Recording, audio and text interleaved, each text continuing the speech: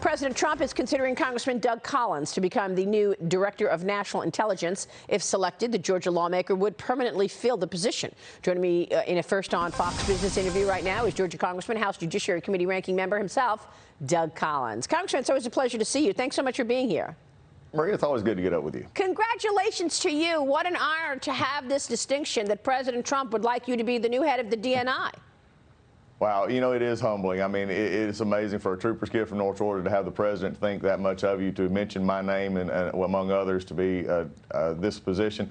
But let me just tell you right now, I know the problems in our intelligence community, but this is not a job that interests me at this time. It's not one that I would accept, because I'm running a Senate race down here in Georgia, in which, you know, everybody knows that I'm a supporter of the president. They know how much I have supported this president through these sham impeachment and everything else.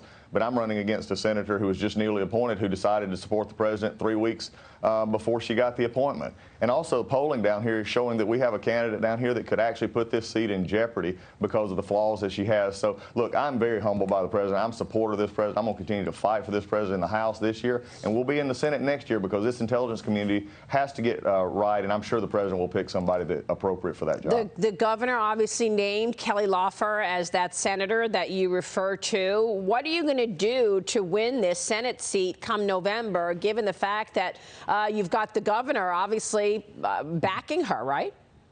Oh, we do. Look, this governor has one vote. He made that vote. Now it's time for the people of Georgia to get a choice. And what they're going to see is someone who has ideas, someone who's actually fought against the swamp in Washington, D.C., who's actually fought against this intelligence community, who's fought sham impeachment, but actually who's partnered with this president to do First Step Act, criminal justice reform, to work on the tax cuts. And when you have a record that you can run on, and you have something that is viable, you can understand that just simply being appointed and having a lot of money and an ability to spend it against someone is not going to win this race. The people of Georgia have been coming to us, and they're thanking us for being in this race, because they know that I'm the supporter of the president. I'm the one that he actually wanted to be appointed to this job, and we're looking forward to continuing this Senate race. You've got an incredible record, and what you and your colleagues have done in terms of exposing what took place in the intel agencies throughout 2016, as early as the end of 2015, was just stunning.